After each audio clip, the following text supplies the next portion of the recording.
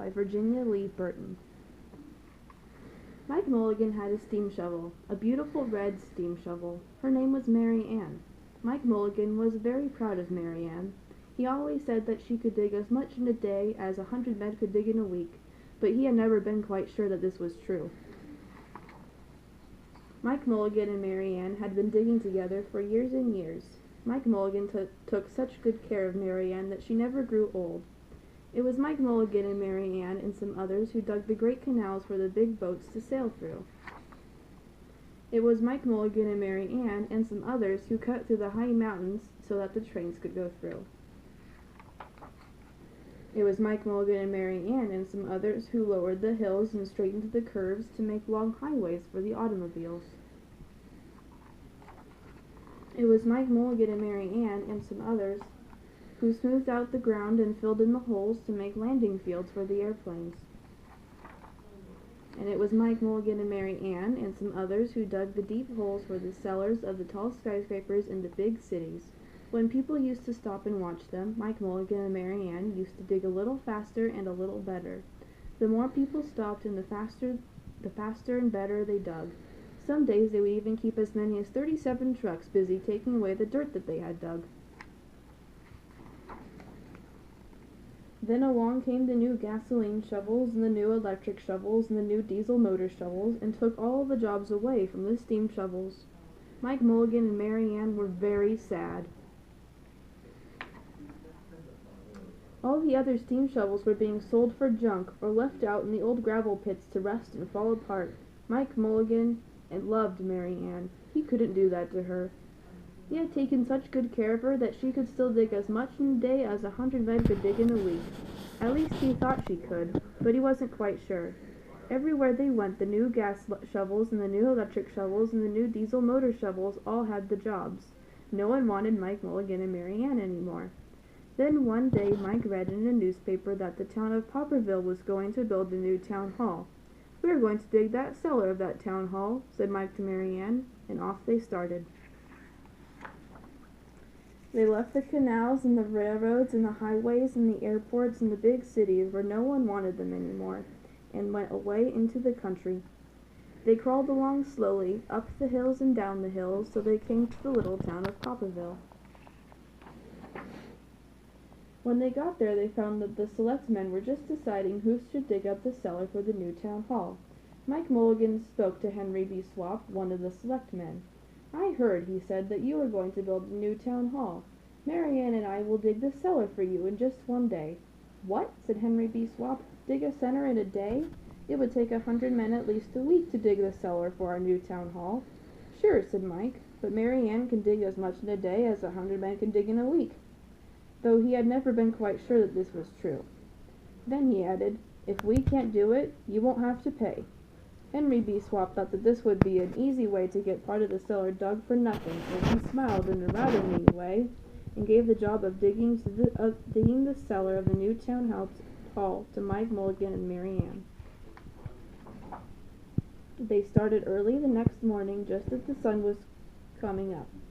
Soon a little boy came along. "Do you think you will finish by sundown?" he said to Mike Mulligan. "Sure," said Mike, "if you stay and watch us. We always work faster and better when someone is watching us." So the little boy stayed to watch. Then Mrs. Gillicuddy, Henry B. Swap, and the town constable came over to see what was happening, and they stayed to watch. Mike Mulligan and Mary Ann dug a little faster and a little better. This gave the little boy a good idea. He ran off and told the postman with the morning mail, the telegraph boy on his bicycle, the milkman with his cart and a horse, the doctor on his way home, and the farmer and his family coming into town for the day, and they all stopped and stayed to watch. That made Mike Mulligan and Mary Ann dig a little faster and a little better. They finished the first corner neat and square, but the sun was just getting higher. Clang, clang, clang! The fire department arrived. They had seen the smoke and thought there was a fire. Then the little boy said, "Why don't you stay and watch?" So the fire department of Popperville stayed to watch Mike Mulligan and Mary Ann. When they heard the first fire engine, the children in the school across the street couldn't keep their eyes on their lessons. The teacher called a long recess, and the whole school came out to watch. That made Mike Mulligan and Mary Ann's dig a little faster and a little better. They finished in the second corner neat and square, but the sun was right up in the top of the sky. Now the girl who answers the telephone called up the next towns of Bangerville and Bopperville and Kipperville and Copperville and told them what was happening in Popperville. All the people came over to see if Mike Mulligan and his steam shovel could dig the cellar in just one day. The more people came, the faster Mike Mulligan and Mary Ann dug. But they would have to hurry. They were only halfway through and the sun was beginning to go down. They finished the third quarter neat and square. Never had Mike Mulligan and Mary Ann had so many people to watch them. Never had they dug so fast and so well. And never had the sun seemed to go down so fast. "Hurry, Mike Mulligan, hurry, hurry," shouted the little boy. "There's not much more time." Dirt was flying everywhere, and smoke and steam were so thick that the people could hardly see anything. But listen! Bang, bang, bang! Crash, slam! Louder and louder! Faster and faster! Then suddenly it was quiet. Slowly the dirt settled down, the smoke and steam cleared away, and there was the cellar all finished.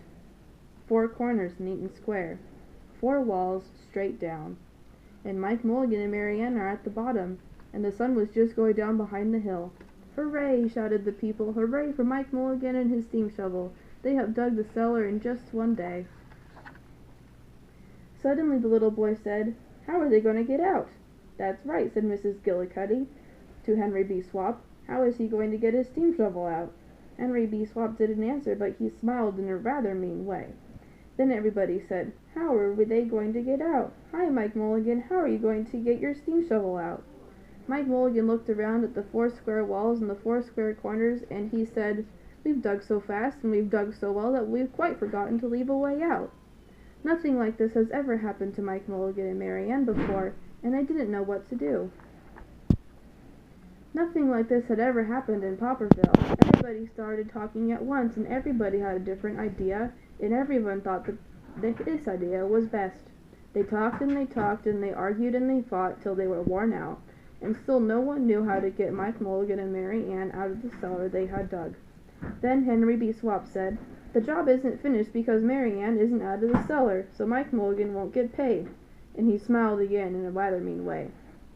Now the little boy, who had been keeping very quiet, had another good idea.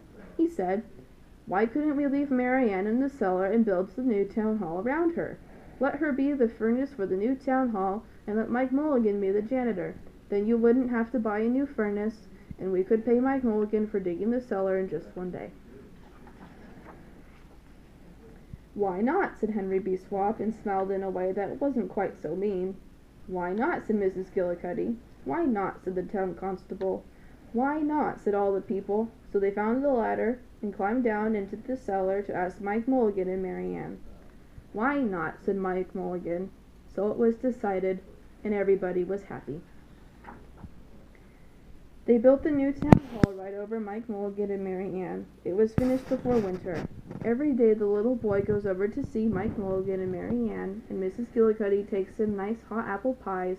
As for Henry B. Swap, he spends most of his time in the cellar of the new town hall listening to the stories that Mike Mulligan has to tell, and smiling in a way that isn't so mean at all. Now when you go to Popperville, be sure to go down in the cellar